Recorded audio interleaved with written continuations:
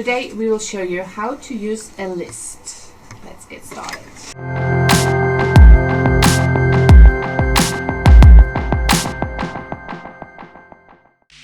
Hey guys, the Python programming language has in the lists one of the most potent tools. Let's start with the basics of a Python list. What is a Python list? A Python list is a collection of items with an order. Python lists can hold any data you want to place inside the list. We create Python lists with square brackets, and the items inside the list separate each other with commas. As lists hold several items, I would recommend working with plural names to implement more complex methods to the list afterwards. In our example, we have the list autos in line 3. This list is created with square brackets, and the items inside are separated with commas.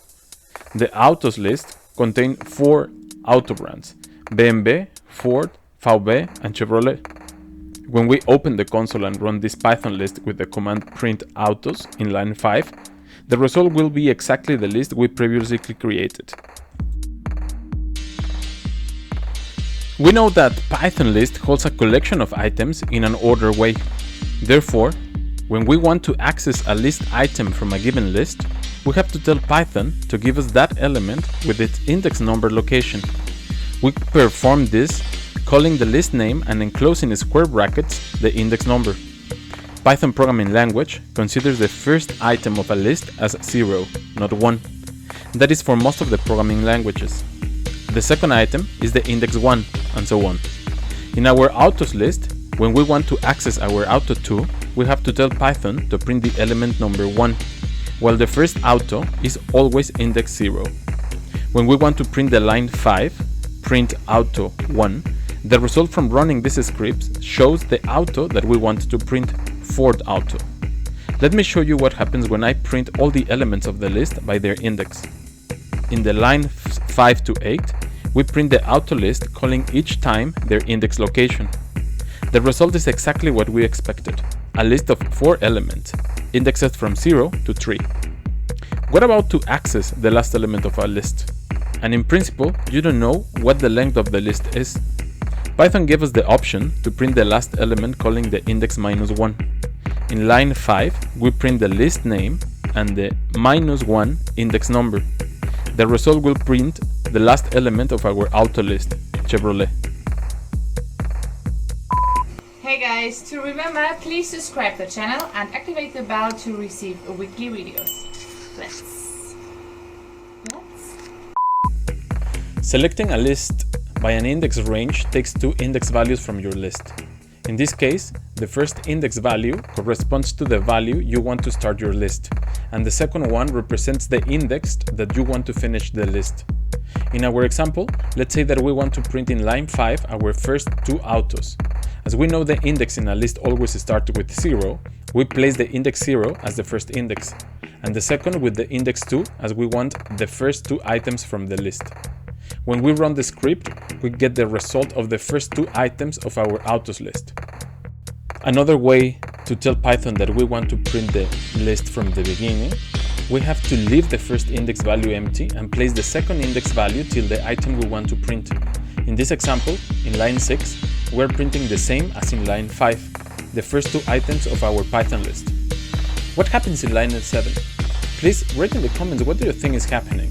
And as well in line 8, we are sure you know it already. Python lists are active. This means we are continually updating the items, adding new items, or deleting some of the items that we are not anymore using in the list. When we want to modify an item list, we have to do it similarly as we access a list. We call the list name with the location of the item in square brackets, followed by the value. In our example, let's say that we want to update our autos list. Because we have changed our BMW auto, we have to update the list with our new acquisition. We bought a Mercedes. In line 5, we call the list autos. As we know the BMW is located in the index 0, inside the curly brackets we place the 0 value, followed by our new string, Mercedes. In line 7, we print our list, autos, and the result is the autos list with our brand new auto in the index 0. Let's keep updating our list autos. We ran out of money. and we sold an auto from our Python list.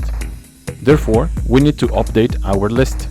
To do this, we need to add the word deal before list name and follow with the index location in square brackets. In line number 5, we call the list autos with the del word before the list. As we want to delete our Mercedes auto from the list, we add the index 0 corresponding to the Mercedes auto location. In line 7, we print our autos list to check if the list is already updated without the Mercedes auto. We open the console and run the script, and there you go. The result shows a list of 3 items, while the Mercedes auto is not anymore in our garage: Ford, VW, and Chevrolet. Remember to like our videos, that would be support us. Thank you. Wrong. There are several methods that you can apply to a Python list. You apply this method to a list adding the method after a point. In this section, we will check some of them. Let's start checking a more straightforward way to delete an element from a list. The pop method deletes the last element of our list. In the list of the autos, let's say that we don't want to have anymore our Chevrolet auto, and we want to delete it. The way to implement the pop method is chaining it after the list of the autos. In line number 7, we print the autos list calling print autos, and the result after we run the script shows the auto list without the Chevrolet car. This pop method works okay when we want to delete the last element of the list. But when we want to delete a specific item of the list, we can still using the pop method just by placing inside the technique the index of the element that we want to delete. In our example in line 5, let's place in the pop method the element 0, which is the first element of our list. Then we print the autos list in line 7, and we run the script getting as a result that our list has not anymore our auto Mercedes. So sad that our client has lost most of his auto collection. But what happens when you don't know the index location of the element that you want to delete? In this case, we can apply the remove method. Let's say that our client with the autos list is confused, as he doesn't know the position of his autos in the list. In this case, he can apply the remove method to the list while he knows which autos he still has. In our example, in line 5, let's change the method remove with the value Ford inside. In line 7, we print the list autos, and after we run the script, we get that our list is now having just one auto, VW. Our autos list looked pretty sad. However, our client is back and he could rebuy some autos. He decided to buy then a Porsche auto. As we now implement methods to a list, we will implement the append method to the list. In line 5, we implement the append method to the list with the value Porsche inside the list. As he got some extra money, he decided to rebuy his Mercedes auto. And as he loved this auto so much, he wants to have it always first in his list.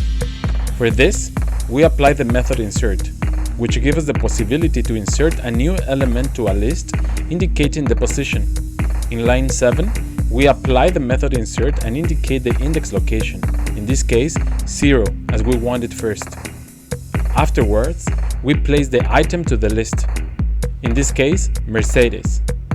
After we print in line 9 the autos list, we get the result, and we can see that the autos list contains 4 elements.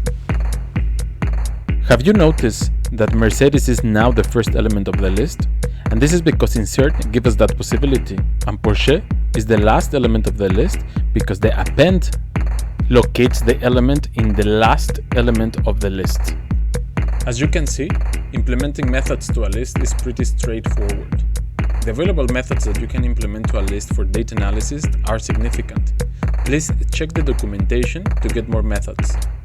In this chapter, we learn what a list is and how to create one. Additionally, we work with the list index by range and location. Also, you implemented methods to the list. You are already an expert in lists. In the next chapter, we will work with lists, and you will become a complete list expert. And please, Remember to subscribe to all our social media if you want to become a data scientist.